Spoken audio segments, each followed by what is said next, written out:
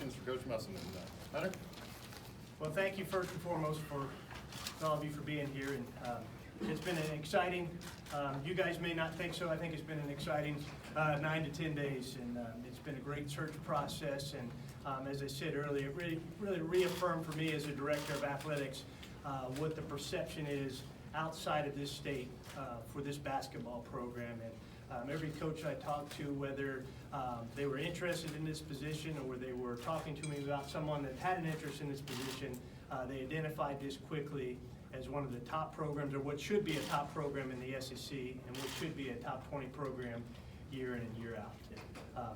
Was excited the first time I had an opportunity to talk to Coach Musselman on the phone, and could sense his energy and his passion for the game of basketball, and his energy and his passion for developing young men both on and off the court, and also his energy and his passion to be here at the University of Arkansas and to be the leader of our basketball program. And he embraced the history that is Razorback basketball, and he wanted to be a part of that history and that tradition as our head coach. And this is a job he wanted, and that was important to me for someone that really wanted to be here and wanted to take this program to the next level as we move forward. So with that, we'll open it up, I guess, for questions.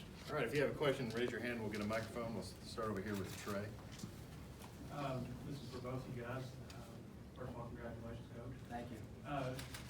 Could you just walk us through the timeline a little bit about when that first phone call was made, and then the first interview, and then how things went from there, both of your accounts? I mean, it's roughly a weekend or so ago that John Fagg and I spoke to Coach's agent, and then we reached out to him a week ago today by way of a phone call, and then we traveled to Reno to visit with Coach and his family in his home last Tuesday, and then officially offered him this position verbally on Friday, and then we completed the contract over the course of the day on Saturday, and of course the announcement yesterday.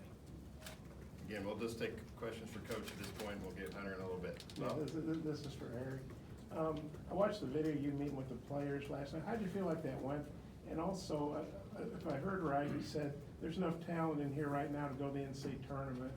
That's obviously putting a lot of pressure on yourself. What makes you feel that way? How much film do you watch of these guys? And what caused you to say that? Because a lot of coaches, I don't think, would have said that.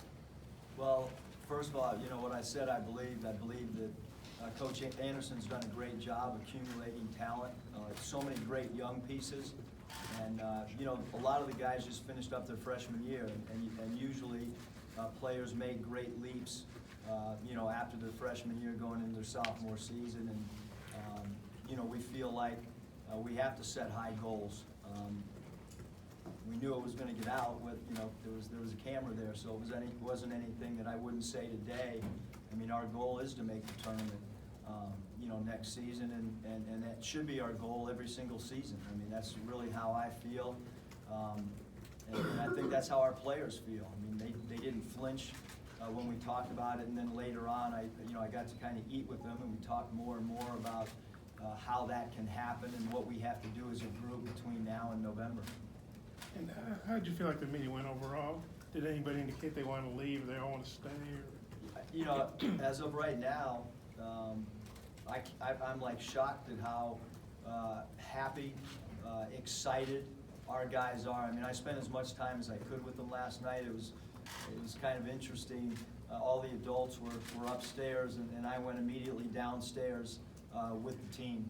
And I wanted to eat down there, and I wanted to spend as much time as I could with our players. And right now, I think they're excited. I think they're happy. I think they're looking forward to us starting out on the court as soon as sometime later this week. And so I don't anticipate anybody leaving. I think that we have guys that are happy. Trey? Coach, so you mentioned to the players that you had broken each of their film down and stuff and had an idea of you know, where they need to improve and all that stuff. Is that something that you did just after you were hired, or is that something you did before going into the interview? And what kind of initiative do you have for this roster also? As soon as Hunter called, I started watching film. And I kind of basically locked myself in a room and just started watching as much game tape as I could to see what the talent was. And then also, when Hunter and John came, I felt it was really important that I convey to them, you know, my feelings on the team, and I wanted them to feel how excited I was about the job. And you know, it's kind of easy just to go into an interview and just talk philosophically, but I wanted Hunter to know, like, you know, like I'm really invested in this. And from the moment he made the first phone call, I don't know if there's, unless you sleep less than me, it's probably not humanly possible to watch as much tape as I had, you know, until we had our first face-to-face meeting, and then I continued to watch as much tape as possible. And you know, I think it's my job and our staff's job to really watch an entire season of tape between now and you know, the next month or so. We'll go right in front of me in the front row. Hey, Eric, first of all, congratulations to you. What are your initial thoughts on possibly bringing Scotty Thurman back as assistant? And then on top of that, what about some of the other former Razorbacks with coaching experience like Corliss? Yeah, I mean, I think right now with our coaching staff is you know, I really look forward to sitting down and meeting all the assistant coaches that were here last year, and you know, we're still trying to figure everything out on what direction, but obviously Scotty and all the guys have a great reputation amongst college basketball. So right now it's been a whirlwind for the last, you know, 48 hours, and I look forward to sitting down and spending time and picking all the guys' brains. Over to our left, Matt. You mentioned you've been here with LSU in the past.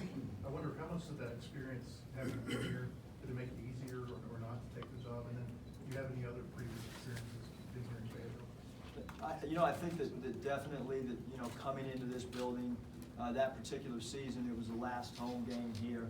It was a big road game for us, and the you know, the crowd is not just the time that I was here, but when you're watching games on TV, the reputation of being one of the hardest places, you know, in the country to win is one of the things that makes this job so attractive. Is the building's awesome, the facilities. I was blown away today going through the facilities. I could not believe it. I mean, I've never seen a college institution that has such incredible facilities, from the training room to the weight room to the practice court.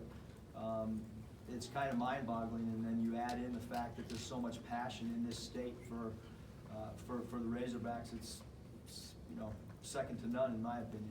I'm gonna go back over here to the right first real quick. Josh?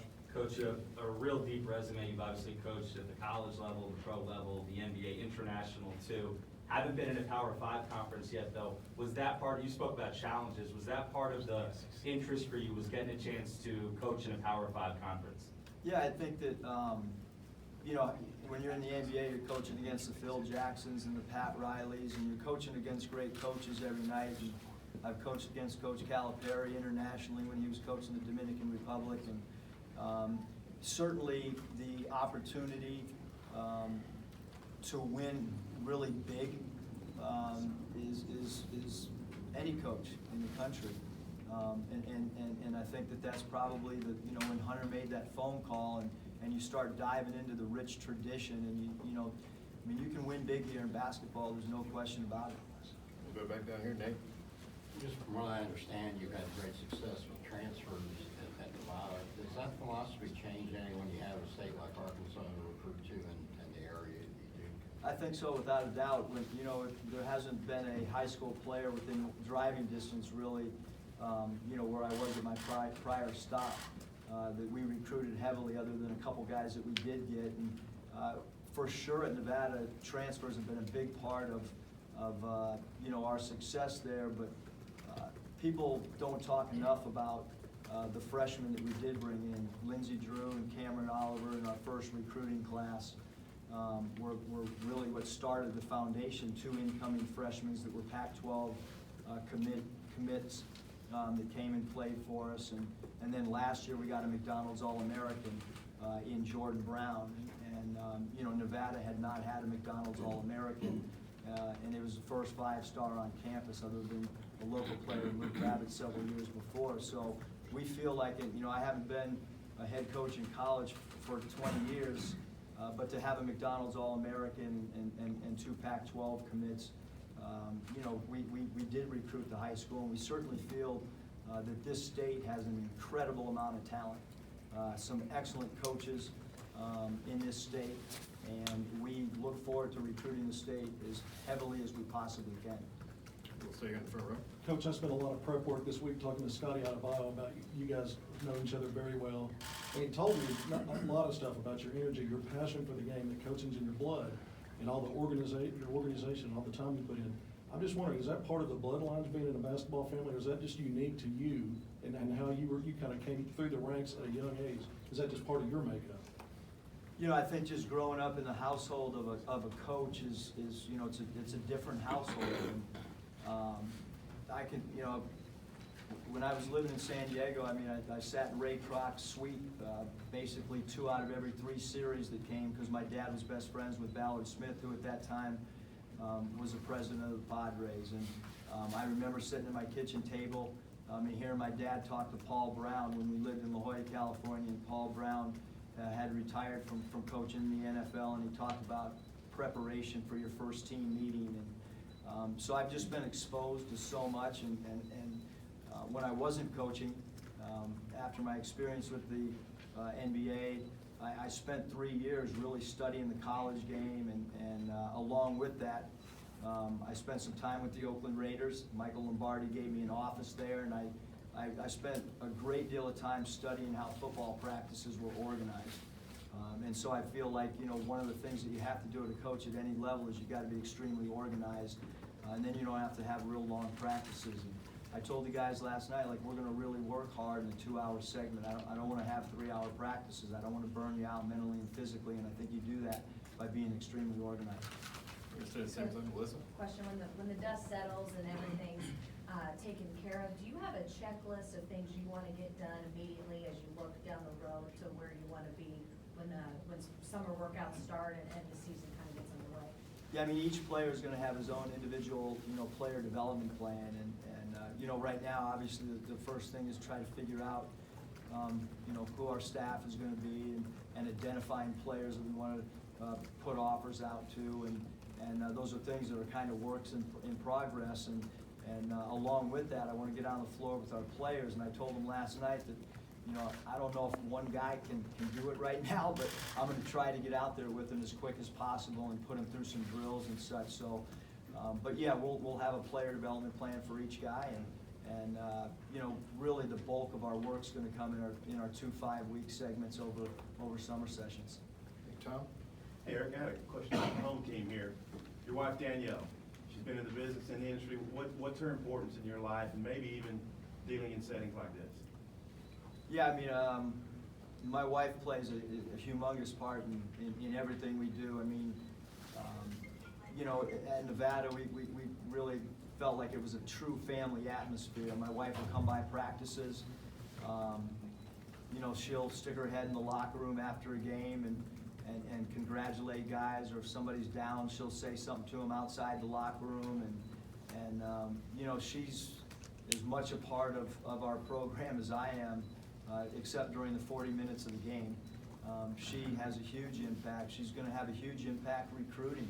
I think it's really important that our recruits' parents meet my wife and feel her passion for, you know, because she kind of looks at them all as an extension of her kids as well. And, you know, she'll also tell me, like, hey, lay off so-and-so, like, he's really trying hard. So she sticks up for the players a lot more than she sticks up for me.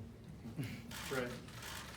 Coach, could you talk a little bit about your philosophies when it comes to social media, getting your brand out there, and also with the late year, I guess, just 9 days away, do you have any plans to sign anybody that jumped on the ball already in recruiting?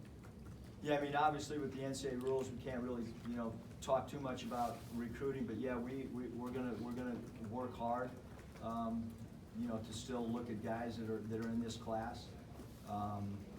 So there's no doubt, you know, that's going to happen. What was your other question? Just about the branding of the program, the importance of social media. Well, the great thing about Arkansas is there is a brand, and everybody in the country, when they see that logo, they know what it is.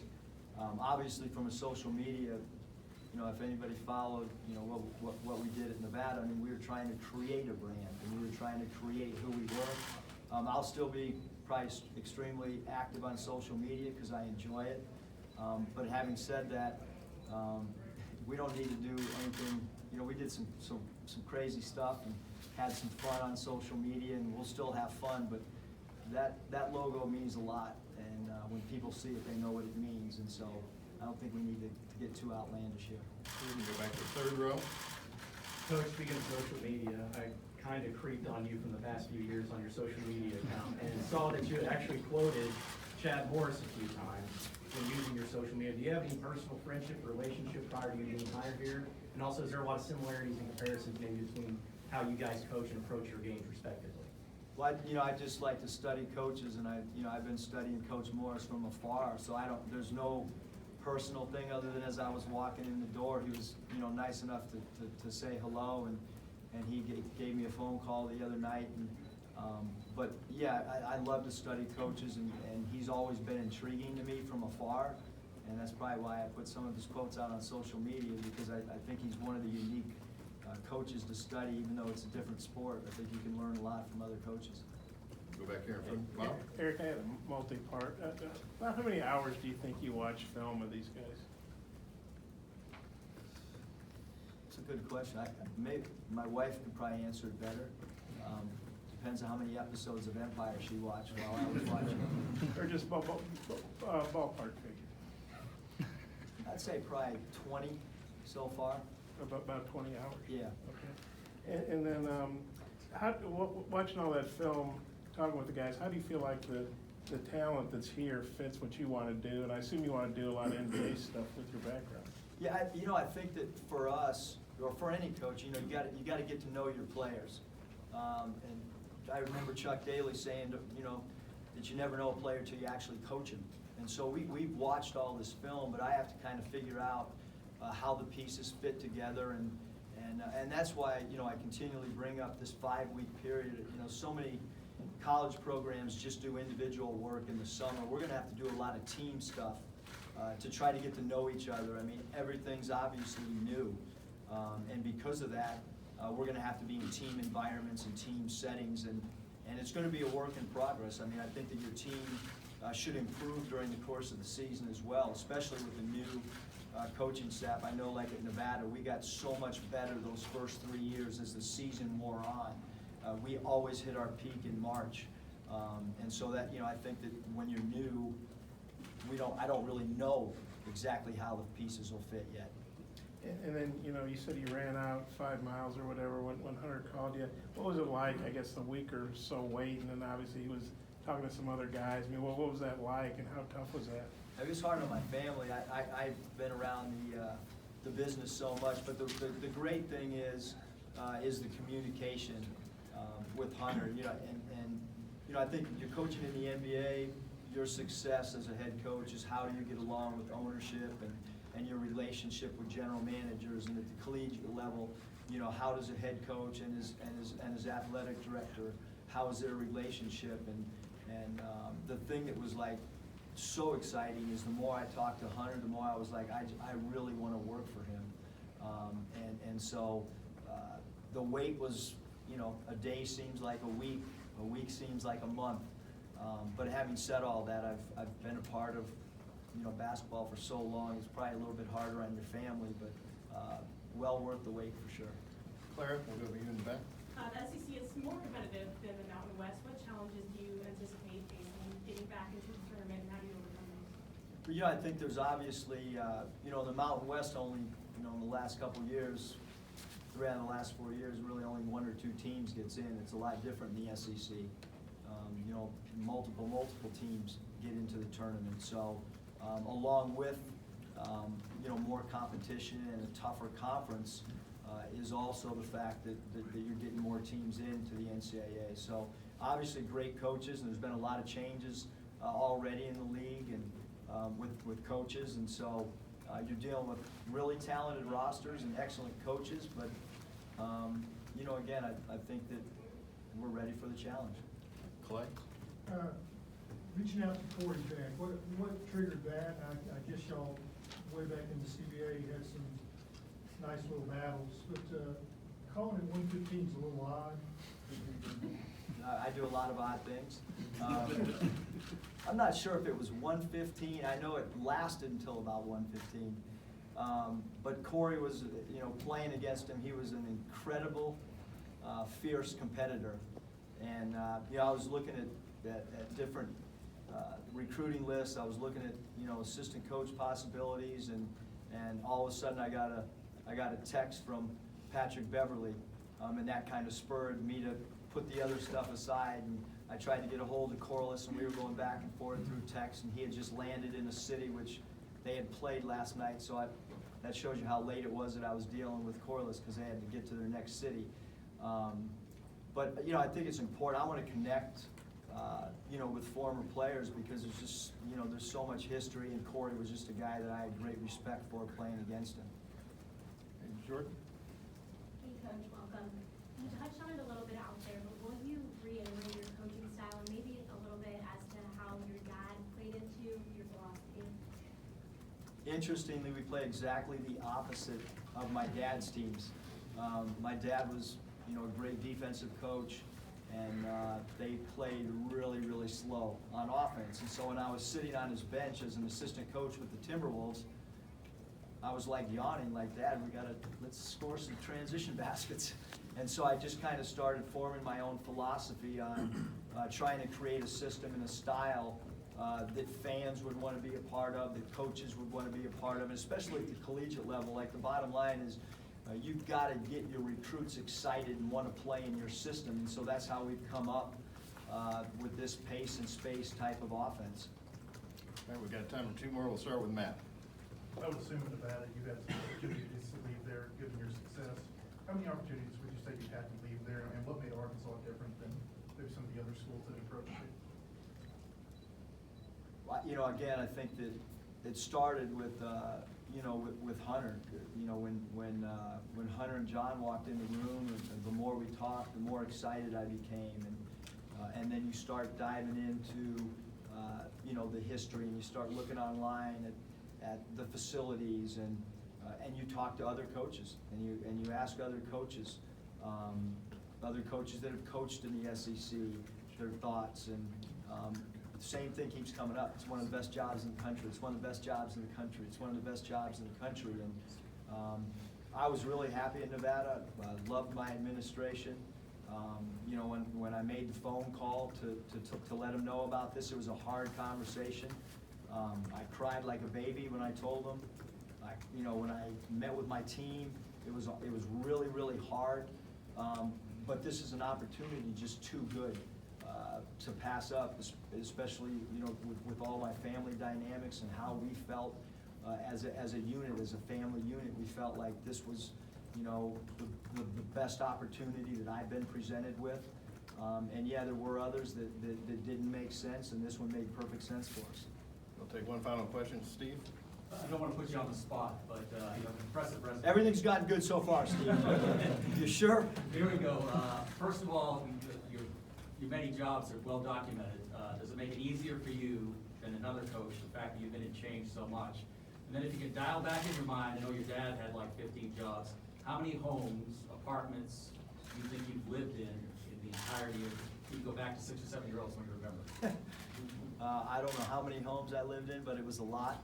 The thing is, I think especially, when you coach different levels and different places, I don't feel uncomfortable. I didn't feel uncomfortable last night talking to our guys. I'm not going to feel uncomfortable the first practice we have, probably because I have been at a lot of different places. And early in my career, it was always moving up the ladder, moving up the ladder, moving up the ladder, and I would quickly ascended up to some really good jobs. And having said that, yeah, I think it will help. And I wish I could tell you the number of homes I lived in, but I really couldn't do that. I don't know. All right, thank you, Coach. We'll excuse Coach, and